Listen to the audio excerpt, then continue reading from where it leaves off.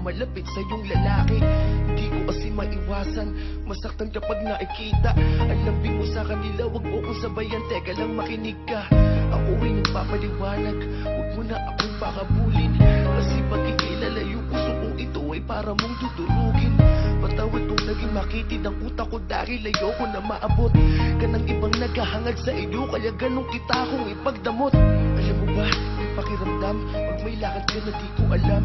Para akong pinagdarupan dahil lang sabi mo sa'kin ay nandito ka lang. Ba't hindi mo sa'kin sabihin, bakit kailangan mong ilihim? Mga mata ko ay dilat pero mas pinili ko na lang na ipiring upang hindi ka umalis at sa'kin di kay manatili. Ayoko sa'kin ikaw ay malayo, kailangan ko panghabaan ng aking pisi. Ngunit ako ay tao lang na napupuno, yun ang di mo inunawa. Kaya sa ating relasyon ngayon, pilit ako mawala ka. Huwag mo naman akong iwan. Pwede ba nating pag-usapan?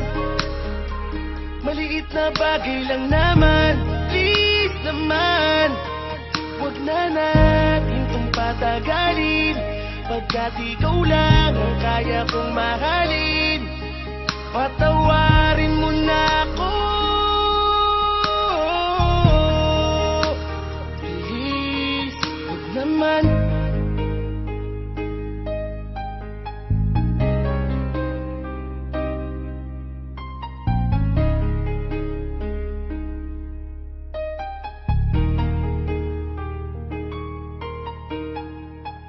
Miss na kita, ilang araw mo na akong binabaliwala.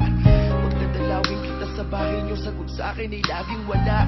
Nakakainis dahil kahit anong gawin wala akong magawa. Pakiramdam ko, ayaw mo na sa'kin, gusto mo nang mawala. Di pa ako handa, ayoko pa, hindi sa gantong dahilan.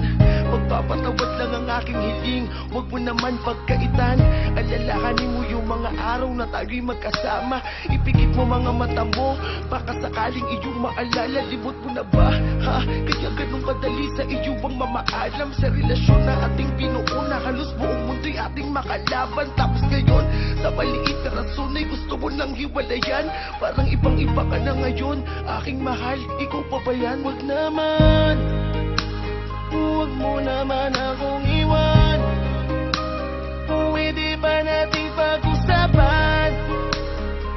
Maliit na bagay lang naman, please naman.